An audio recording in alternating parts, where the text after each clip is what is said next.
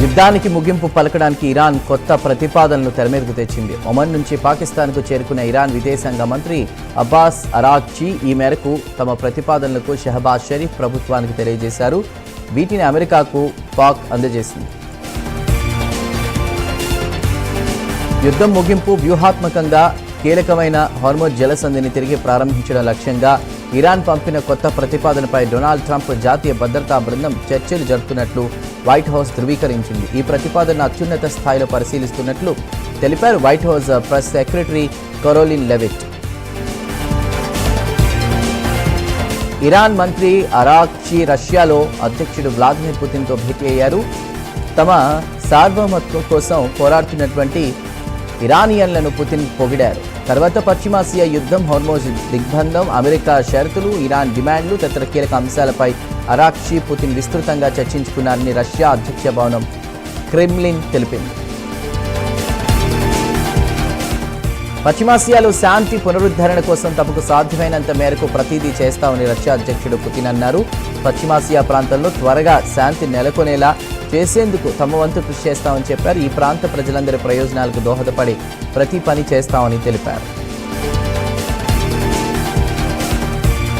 Bharat New Zealand మధ్య స్నేహ బంధాల్లో మరో అడుగు ముందడుగు పడింది. ఇక కీలకమైనటువంటి స్వేచ్ఛ వాణిజ్య ఒప్పందంపై ఇరు దేశాలు సంతకాలు చేశాయి. ఈ ఒప్పందం ప్రకారం భారతదేశంలో ఉత్పత్తి అయ్యే వస్త్రాలు, తోలు, పాదరక్షలు, రత్నాలు, ఆభరణాలతో సహా 100% ఎగుమతులపై న్యూజిలాండ్లో సుంకాలు 0కు చేరుకుంటాయి. గల్ఫ్ దేశాలకు ఇరాన్ మరోసారి స్ట్రాంగ్ వార్నింగ్ ఇచ్చింది. తమ నుంచి 4 దాడి చూడాలనుకుంటేనే అమెరికా మద్దతు విషయంలో ముందుకెళ్లాలని సూచించింది. ఈ తరుణంలో జరిగే పరిణామాలకు మీరే బాధ్యత వహించాలని ఇరాన్ హెచ్చరించింది. వైట్ హౌస్ కరెస్పాండెంట్ల విందులో జరిగిన కాల్పుల ఉదంతం డొనాల్డ్ ట్రంప్ భద్రతను పర్యవేక్షించే సీక్రెట్ సర్వీస్ అధికారులకు కంటి మీద కునుకు లేకుండా చేస్తోంది. రాబోయే పెద్ద కార్యక్రమాల్లో అధ్యక్షుడి రక్షణకు తీసుకోవాల్సిన చర్యలపై వారు తంటాలు పడుతున్నారు. 2 ఏళ్ల వ్యవధిలోనే ఆయనకు సమీపంలో 3 దాడులు జరిగిన నేపథ్యంలో ఈ అంశంపై తీవ్రస్థాయిలో సమీక్ష జరుపుతున్నారు.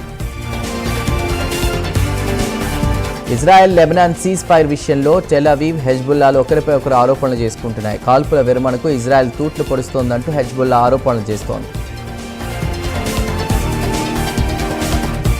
పశ్చిమాసియాలో చమురు ఉత్పత్తి తగ్గొచ్చని ప్రముఖ ఇన్వెస్ట్మెంట్ బ్యాంక్ గోల్డ్మన్ సాక్స్ తెలిపింది. ఇక చమురు ధరలు 4వ త్రైమాసికానికి పెరిగే అవకాశం ఉందని అంచనా వేసింది. టీవీకే అధ్యక్షుడు విజయ్ దాఖలు చేసిన ఎన్నికల నామినేషన్ పత్రాలపై హైకోర్టు కీలక ఆదేశాలు జారీ చేసింది.